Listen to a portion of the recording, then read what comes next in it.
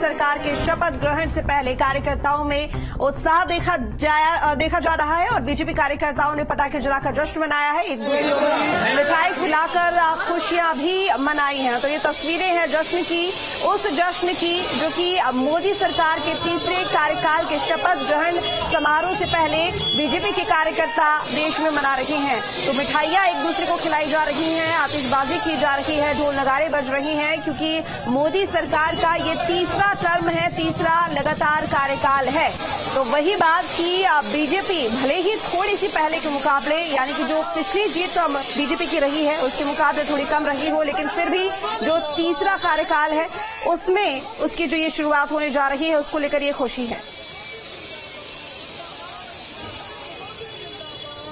तो इसी बीच में आलोक और अरविंद राठी भी हमारे साथ में जुड़ गए हैं ज्यादा जानकारी के साथ में। आलोक, मैं सबसे पहले आपका रुख करूंगी। देखिए, क्योंकि जो तमाम कार्यकर्ता हैं वो जाहिर तौर पर यहां पर खुशी मना रहे हैं, जश्न मना रहे हैं। एक तरफ तो ये बात कि बीजेपी ने अपने पिछले जो 2 कार्यकाल रही हैं उनके मुकाबले जो सीट मार्जिन है वो भले ही कम आया हो, बहुमत में अकेले ना जा पाई हो, लेकिन फिर भी सफलपूर्वक जो तीसरा टर्म है उसकी शुरुआत है, उसकी खुशी अलग ही है। बिल्कुल, देखिए, ये भी अपने आप में एक बड़ी उपलब्धि है कि लगातार 10 साल शासन करने के बाद आप तीसरी बार भी बहुमत की सरकार बना रहे हैं। एनडीए की बहुमत की सरकार बनने जा रही है, ये भी अपने आप में बहुत बड़ी बात है और जो कि ऐतिहासिक है। पंडित नेहरू के बाद नरेंद्र मोदी ये दूसरे ऐसे व्यक्ति हैं जो लगातार सरकार बनाने और प्रधानमंत्री की शपथ लेने जा रहे हैं।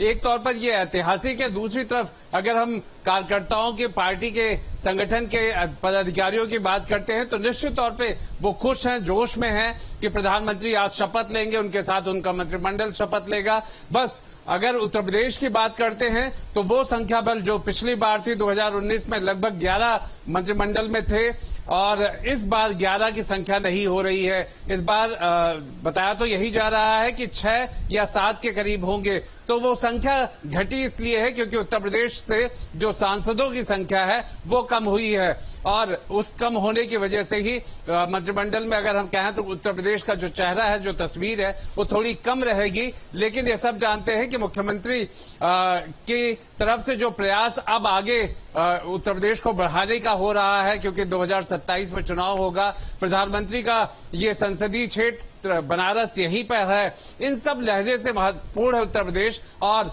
भले ही अब परिणाम 2024 के वो नहीं रहे जिसकी उम्मीद थी, लेकिन आगे जरूर इसे बेहतर करने की कोशिश सरकार, संगठन सब मिलकर के करेंगे। उत्तर प्रदेश की बहुत बड़ी उम्मीदें इस शपथ ग्रहण के साथ साथ मंत्रिमंडल पे है, क्योंकि ऐसे बहुत सारे नाम हैं जो कि इस मंत्रिमंडल में आने की पूरी संभावना है। इस मंत्रिमंडल में जयंत चौधरी जो कि एनडीए के घटक दल के नए साथी हैं, पश्चिमी यूपी को प्रभावित करते हैं, जाट बेल्ट में उनकी अच्छी पकड़ मानी जाती है। केंद्र सरकार में वो पहली बार मंत्री बनने जा रहे हैं। मंत्रालय देखना होगा क्या मिलता है, लेकिन सब जानते हैं मोदी सरकार या प्रधानमंत्री मोदी की जो अपनी सोच है, वो विजन है, वो युवाओं को अच्छा मौका देते हैं। ऐसे में अच्छे मंत्रालय की भी गुंजाइश हो सकती है, क्योंकि जितने भी हैं, अनुप्रिया पटेल 2 बार से लगातार दोनों ही सरकारों में मंत्री रही हैं। इस बार उम्मीद की जा रही है कि उनका पद थोड़ा बढ़ा दिया जाएगा, या तो स्वतंत्र प्रभार मिल सकता है वरना उन्हें कैबिनेट मिनिस्टर का दर्जा भी मिल सकता है।